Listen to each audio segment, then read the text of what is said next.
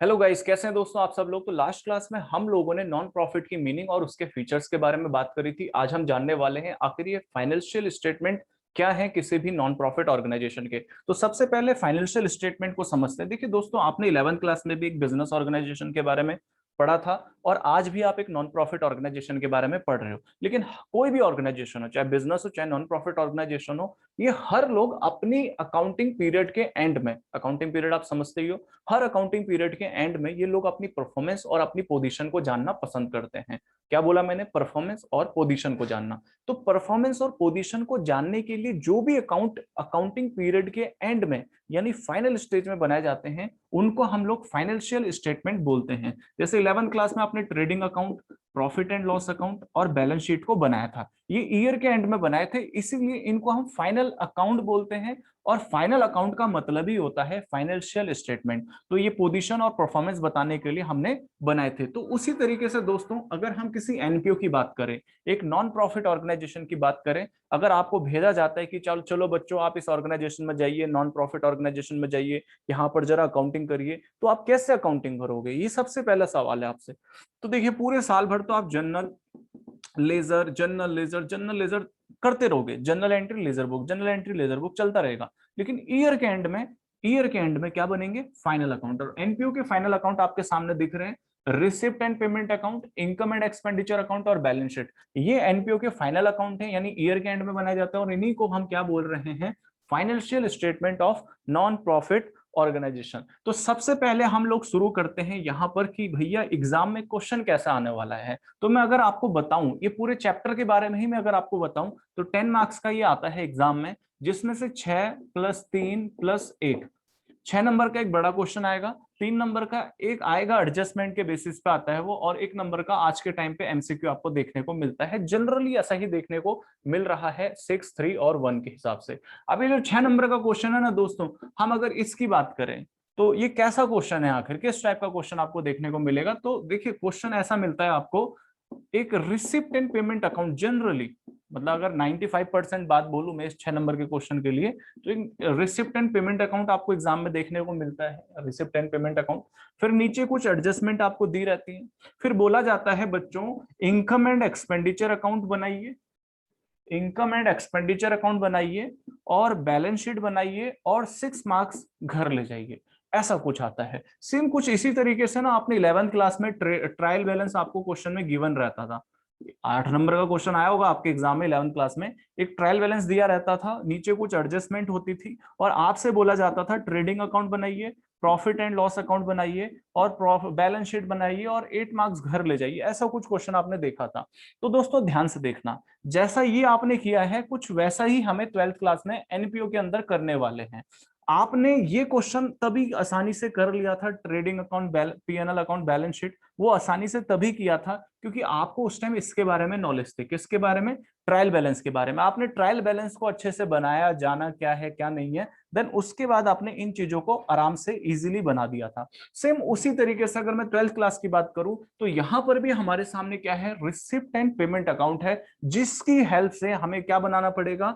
ये income and expenditure और balance sheet को बनाना पड़ेगा। तो इसका मतलब क्या है दोस्तों? पहले हमें इस रिसिप्ट एंड पेमेंट अकाउंट के बारे में अच्छी खासी नॉलेज होनी चाहिए, देन हम लोग इनकम एंड एक्सपेंडिचर और बैलेंस शीट के बारे में सोचेंगे। तो हमें क्या करना है आज start? Receipt and payment account को अच्छे से बिल्कुल निचोड़ देते हैं कि आखिर ये है क्या। तो ये रहा दोस्तों आपके सामने रिसिप्ट एंड पेमेंट अकाउंट का फॉर्मेट। ध्यान से देखें तो ये वाली साइड रिसिप्ट की साइड होती है, ये वाली साइड पेमेंट साइड होती है, यानी क्रेडिट साइड पेमेंट की है, डेबिट साइड रिसिप्ट की है। ये अकाउंट का मतलब है क्या, ये क्या है क्या नहीं है? मैं सिंपल सी अगर आपको बात बोलूं, आपने 11th क्लास में कैश बुक बनाया था ना? बोलो हाँ या ना। तो बिल्कुल कैश बुक की फोटोकॉपी है जो आप लोग 11th क्लास में कैश बुक बनाते थे। ये जो आपके सामने है, अभी सीखेंगे इसको। तो ये जो कैश बुक है ना दोस्तों, ये पूरे साल भर बनाई जाती है। हर रोज कैश का आना, कैश का जाना, कैश का आना, कैश का जाना, इसके अंदर लिखा जाता है, जो पूरे साल भर बन रही है। लेकिन receipt and payment account year के एंड में बन रहा है। अभी ईयर के एंड में जब हम रिसिप्ट एंड पेमेंट अकाउंट बनाएंगे, तो अपने सामने ये कैश बुक होती है। इसी कैश बुक में से हम इधर आइटम्स को लिखते हैं, जो है रिसिप्ट एंड पेमेंट अकाउंट। तो मेरे को आपको समझाना आसान हो जाएगा रिसिप्ट एंड पेमेंट को, क्योंकि कैश बुक आप लोगों ने ऑलरेडी पड़ा हुआ है। तो कैश बुक को अगर पहले जान ले फिर रिसिप्ट एंड पेमेंट को अकाउंट को जाने तो ज्यादा बेहतर होगा। तो आ जाइए कैश बुक के बारे में थोड़ा सा बात करते हैं। देखिए कैश बुक में सबसे पहली बात है, सिर्फ इसके अंदर कैश और बैंक की ट्रांजैक्शन होती है। मतलब आपके बैंक में पैसा आ रहा है या पैसा जा रहा है वो इसके अंदर लिखा जाएगा। आपके पास कैश का आना और आपके पास से कैश का जाना वो इसके अंदर आएगा। लेकिन कोई भी क्रेडिट ट्रांजैक्शन इसके अंदर देखने को नहीं मिलेगी, यानी उधार की ट्रांजैक्शन होगी कोई भी बिजनेस के अंदर, वो यहां पर नहीं आती। तो ध्यान से देखो दोस्तों, कैश बुक एक एसेट अकाउंट है। क्या बोला मैंने? एक एसेट अकाउंट है। और एसेट का नेचर होता है, जब भी एसेट बढ़ता है तो वो डेबिट साइड में लिखते हैं, और जब भी एसेट घटता है तो वो क्रेडिट होता है ना? बिल्कुल। तो अब देखो ये जो कैश बुक है ये कुछ नहीं है, इस साइड में कैश बैंक। तो ये कैश और बैंक अकाउंट जो आप बनाते हो ना अलग अलग, उसको मर्ज करके बना रखा है कैश बुक। ये वाली जो साइड है आपके यहां से इधर की, ये डेबिट साइड होती है, और इधर वाली साइड है ये क्रेडिट वाली साइड है। अगर थोड़ा और अच्छे से समझाऊं मैं आपको, तो डेबिट में जब भी चीजें लिखी जाएंगी इसका मतलब है वो एसेट बढ़ रही है। मतलब इधर जितना भी कैश लिखा गया है इसका मतलब ये कैश प्लस हो रहा है या तो बढ़ रहा है। देखो खुशी इसके चेहरे पे दिख रही है आपको कि इस साइड में अगर कैश लिख रहे हो तो कैश बढ़ रहा है। इस साइड में बैंक वाले फॉर्मेट कॉलम में अगर कुछ भी लिखते हो तो मतलब बैंक में बैलेंस बढ़ रहा है, पैसा आ रहा है। और अगर आप इस साइड की बात करते हो तो ये पेमेंट टाइप की है, मतलब इधर से जब भी पेमेंट हो रही है तो हम इधर लिख रहे हैं, चाहे वो पेमेंट आपके बैंक से हो रहा हो चाहे आपके पास से कैश जा रहा हो। तो कैश जा रहा है इधर लिखेंगे, बैंक से पेमेंट हो रही है तो वो इधर लिखते हैं हम लोग। इसीलिए मैंने इसको माइनस लिखा हुआ है। हालांकि माइनस लिखते नहीं है, क्रेडिट और डेबिट होता है, बट समझाने के लिए पैसे का जाना पैसे का आना, ये दुखी हो रहा है ये खुश हो रहा है, मुझे लगता है आप लोग को समझ आया है ये बिल्कुल। अभी थोड़ा सा और मैं आपको एक चीज बताऊं, क्रेडिट ट्रांजैक्शन का यहाँ पर कोई नाम नहीं होने वाला। ठीक है दोस्तों, तो एक बार इसको रीड करते हैं, देखो क्या क्या लिखा हुआ है। तो सबसे पहले to balance BD, balance BD में 60,000 और 70,000 लिखने का मतलब है कि पिछले साल का बैलेंस है, मतलब आज के टाइम का ओपनिंग बैलेंस। बैलेंस बीडी यानी ओपनिंग बैलेंस, बैलेंस सीडी जो होगा वो क्लोजिंग बैलेंस होगा। तो शुरू में 60,000 का कैश है आपके पास, शुरू में 70,000 का आपके पास बैंक में बैलेंस है। फिर बात करें अगर हम इधर सेल लिखने का, क्या मतलब है? मैंने क्या बोला दोस्तों, इधर कुछ भी लिखा हो उसकी वजह से आपके चेहरे पे खुशी होगी, मतलब आपका कैश बढ़ेगा या तो या आपका बैंक में बैलेंस बढ़ रहा होगा। तो इधर सेल लिखा है और इधर लिखा है कैश में, तो कैश बढ़ा है किसकी वजह से? सेल की वजह से। फिर इधर देखो बैंक में 5,000 लिखा है, सामने रेंट लिखा है, तो बैंक में बैलेंस बढ़ा है किसकी वजह से? रेंट, मतलब आपको रेंट मिला है जिसकी वजह से आपके बैंक में पैसा बढ़ा है। फिर इधर मशीन लिखा है, देखो मशीन भी आ रखा है इधर, और मशीन का जो अमाउंट है वो कैश में लिखा है, यानी मशीन की वजह से पैसा आया। तो मशीन को बेचेंगे तब पैसा आएगा ना, कि खरीदेंगे, जब हमने मशीन को बेचा होगा तब पैसा आया, मतलब सेल ऑफ मशीनरी है ये। मशीन को सेल करने से 20,000 आए हैं कैश में, ये मतलब है। फर्नीचर लिखा है तो इसका मतलब भैया फर्नीचर को बेचा है और पैसा आया है। फर्नीचर की परचेस तो हो नहीं सकती क्योंकि उससे तो पैसा जाता है। तो इधर जब भी फर्नीचर मशीन लिखा है बस पैसा आ रहा है आपके पास, ये आपको समझ आया। बात करें दोस्तों पेमेंट साइड की, उदास वाली साइड की, परचेज लिखने का मतलब है पैसा चला गया है कैश की फॉर्म में, क्योंकि कैश में लिखा है तो कैश चला गया परचेज की वजह से।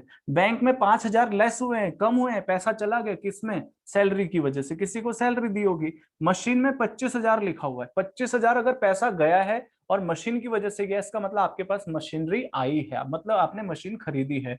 बात करें वेजिस की, तो 4,000 रुपए आपके बैंक से बैलेंस कट हो चुका है, लेकिन वो किसकी वजह से हो रहा है? किसी ना किसी को आपने वेजेस दिया है, लेकिन वो बैंक से पेमेंट हुई है। और बिल्डिंग लिखा हुआ है, मतलब आपने इस साल बिल्डिंग भी खरीदी है, पेमेंट हुई है ना, तो 11,000 की आपने बिल्डिंग खरीदी है, ये मतलब इसका हुआ। अगर इसका बैलेंस सीडी निकाले, क्योंकि ओपनिंग बैलेंस है तो क्लोजिंग बैलेंस भी तो इसका निकलेगा ना दोस्तों। बिल्कुल सर। तो देखो सिंपल सी बात है, कैश वाले को पकड़ो सिर्फ आप पहले, तो इसका बैलेंस सीडी कैसे निकलेगा? देखो कौन सी साइड बड़ी है, मुझे लगता है आप लोगों को आता होगा, बट कुछ बच्चों को यहाँ पे प्रॉब्लम होती है।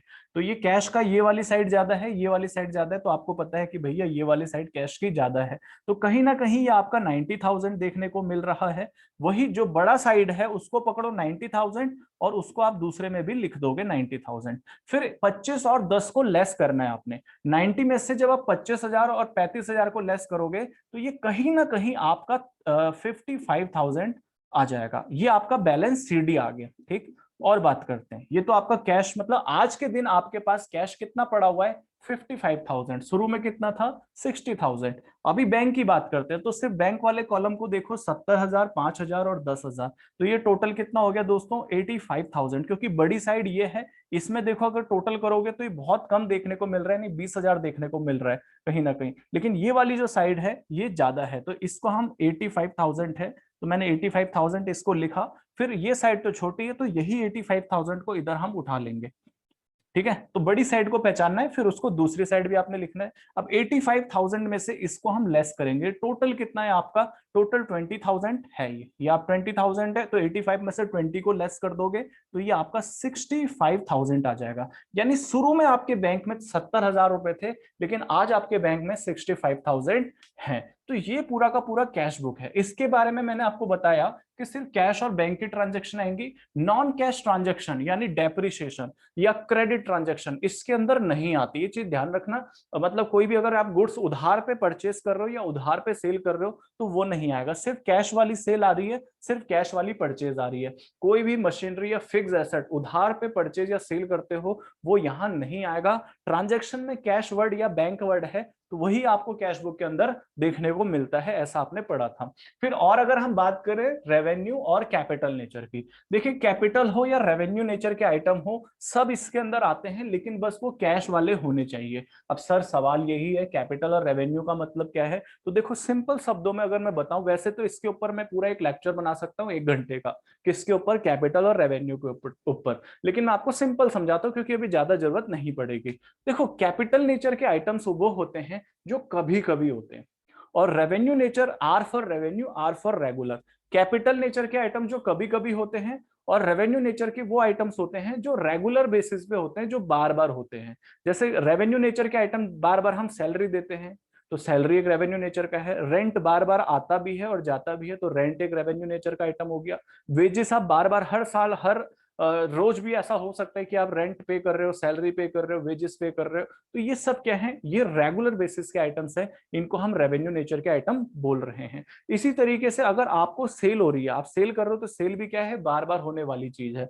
तो रेवेन्यू नेचर के आइटम्स जो बार बार डे टू डे बिजनेस में आपको देखने को मिलते हैं। लेकिन कैपिटल नेचर के आइटम्स जनरली, अगर मैं एग्जांपल की बात करूं, जो कभी कभी होते हैं, जैसे आपने कोई मशीन खरीद ली, अभी आपका मशीन खरीदने का काम नहीं था, लेकिन फिर भी आपने मशीन खरीदी है, तो डेली तो हो नहीं रहा, हो रहा है तो 3-4 साल में एक बार कभी ना कभी आप मशीन को हो सकता है खरीद रहे हो, या हो सकता है मशीन को बेच रहे हो, बट ये आपका कोई रूटीन थोड़ी ना है, कोई रेगुलर बेसिस थोड़ी ना है ना। तो ये कभी कभी वाली चीज है कैपिटल। तो इसीलिए कैपिटल जो भी है वो कभी कभी वाले हैं, और कैपिटल नेचर के हों या चीजें रेवेन्यू नेचर की हों, वो इसके अंदर आएंगी। आपने देखा मशीन लिखा हुआ है, बिल्डिंग लिखा हुआ है, ये बिल्डिंग, मशीनरी, फर्नीचर, ये रोज रोज वाला फीचर नहीं है, ये रेगुलर वाला फीचर नहीं है। रेगुलर मतलब समझना थोड़ा सा, अगर कोई इस साल 1 तारीख को हो रही है, तो अगले साल भी अगर वही चीज 1 तारीख को होता है, वो रेगुलर माना जाएगा।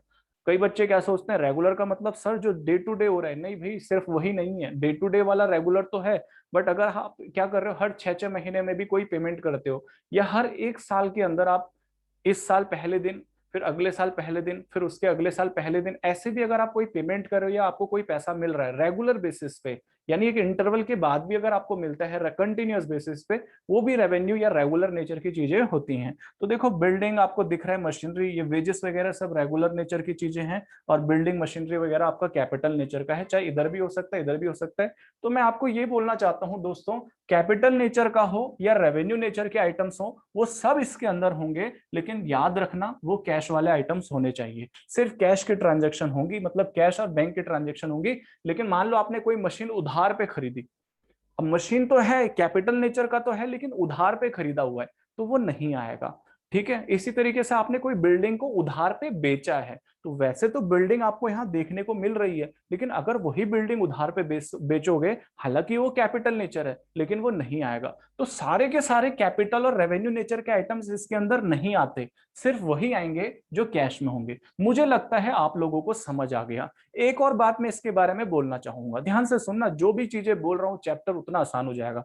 एक और बात यह है दोस्तों यहाँ पर, कि अगर पिछले साल किसी ने मुझे फीस देनी थी, ध्यान से सुनना, पिछले साल किसी ने मुझे फीस देनी थी, तो उसने फीस नहीं दी और वो फीस आज लेकर आ गया वो बच्चा, सर ये आपकी फीस है, तो ये फीस मुझे मिली है ना, तो वो इसके अंदर लिख दूंगा। अब मैं क्या बोलना चाहता हूं यहां पर, मैं ये बोलना चाहता हूं वो फीस पिछले साल की हो या वो फीस आने वाले साल की हो, इसको फर्क नहीं पड़ता।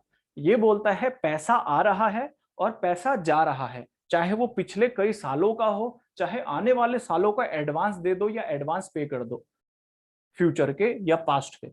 आज पैसा आ रहा है ना, आज पैसा जा रहा है, आज आ रहा है, तो इसमें लिख दोगे आप वो। तो अगर करंट ईयर में कैश का इनफ्लो आउटफ्लो दिख रहा है, वो यहां होगा, चाहे वो ट्रांजेक्शन पिछले साल को बिलोंग करती हो, चाहे वो ट्रांजेक्शन आने वाले साल को बिलोंग करती हो। जैसे मान लो आपने मेरे को फीस अगले आने वाले सालों के लिए दे दी, तो ये रिसिप्टेंट, ये सॉरी, ये कैश बुक उसको पकड़ लेगा, वो बोलेगा पैसा तो आज आ रहा है ना, हमें नहीं मतलब वो आने वाले सालों के लिए। तो इस सिर्फ ये पैसे से मतलब है इन भाई साहब को।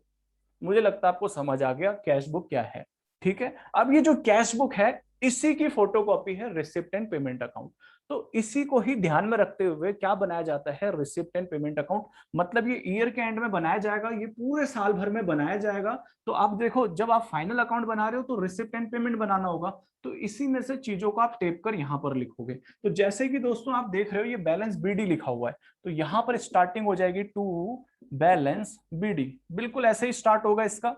इधर कैश लिखेंगे, इधर बैंक लिखेंगे, एक ही कॉलम में आएगा, ऐसा नहीं इसके लिए दो बनाई जाएंगे, उसके लिए भी नहीं, वो एक ही में ही आएगा सारा का सारा है, लेकिन वही कैश और बैंक के ट्रांजेक्शन। तो 60,000 और 70,000, तो 1,30,000। फिर उसके बाद ये 10,000 है टू सेल्स का, तो टू सेल्स का 10,000 ऐसे ही आएगा सीधा सीधा। फिर रेंट लिखा हुआ है तो टू रेंट लिख देंगे, रेंट कितना है बच्चों 5,000 ऐसे ही लिख देंगे। मशीनरी तो टू मशीनरी, और मशीन कितने की है 20,000 की, तो यहां लिख देंगे। टू फर्नीचर, टू फर्नीचर लिखा हमने 10,000 का है, ऐसे ही लिख देंगे इसी कॉलम में, चाहे वो कैश का हो बैंक का हो। आपको समझ आ रहा है रिसिप्ट क्यों बोला जा रहा है इसको, मतलब आपके पास पैसा आ रहा है, तो ये भी तो पैसा आने की बात कर रहा था, ये पैसा जाने की है। तो देखो पेमेंट वाली साइड को पकड़ते हैं, तो ये वाली साइड सारा का सारा पैसा जाने का है, तो पेमेंट में इसको लिख दिया जाएगा। तो यहां पर आ जाएगा आपका बाई परचेस 10,000, बाई सैलरी ये है 5,000, और फिर लिखा है बाई मशीनरी ये है 25,000, बाई वेजेस ये है 4,000, फिर लिखा है बाई बिल्डिंग ये है 11,000। सब चीजें वही आने वाली हैं, फिर इसको क्लोज कर दिया जाएगा, सारी चीजें वही उठाई जाएंगी। बैलेंस सीडी है तो बाई बैलेंस सीडी, कैश का बैलेंस और बैंक का बैलेंस दोनों को लिख दिया जाएगा। कैश का है 55,000 और बैंक का बैलेंस है 65,000। तो ये टोटल कर लेना आप, और मुझे लगता है आप लोगों को समझ आ गया, इन दोनों का टोटल हो जाएगा, जैसे ये किया ना वैसे वो भी टोटल हो जाएगा। तो बोलो इसमें कोई डाउट किसी को, मुझे नहीं लगता इसमें किसी को कोई डाउट है। इसकी जो थ्योरी है मैं समझाता हूँ, लेकिन एक चीज ध्यान रखना दोस्तों, जो चीज मैंने इसके बारे में बोली है वही चीज इसके बारे में है। तो रिसिप्ट एंड पेमेंट अकाउंट के अंदर कैश की ट्रांजेक्शन है, सिर्फ कैश का आना कैश का जाना, चाहे वो कैश पिछले साल से रिलेटेड हो, पिछले साल की फीस हो आज मिल रही हो वो भी इसके अंदर होगा, या किसी ने मेरे को एडवांस फीस दे दी आज, तो होती वो फीस तो अगले साल की है ना, इनकम तो वो अगले साल की है, लेकिन पैसा तो आज मिल गया ना, तो बस इसमें लिखा होगा। तो कैश का आना कैश का जाना यहाँ पर होता है। कि थोड़ा सा हम लोग थ्योरी देखते हैं फिर ये खत्म हो जाएगा। थ्योरी में क्या लिखा है, summary of cash and bank transaction आपको पता ही है, prepare at the end of accounting period आपको पता ही है, रियल अकाउंट और कैश बेसिस ध्यान रखना। देखिए नेचर ऑफ अकाउंट पूछा जाता है तो या तो पर्सनल होता है या रियल होता है, नॉमिनल होता है। तो ये जो अकाउंट है ये रियल नेचर का है। पहले मैं आपको बता देता हूँ, देखिए पर्सनल अकाउंट किसी पर्सन से रिलेटेड होते हैं, राम श्याम मोहन इन सबके अकाउंट हैं, वो पर्सनल अकाउंट है।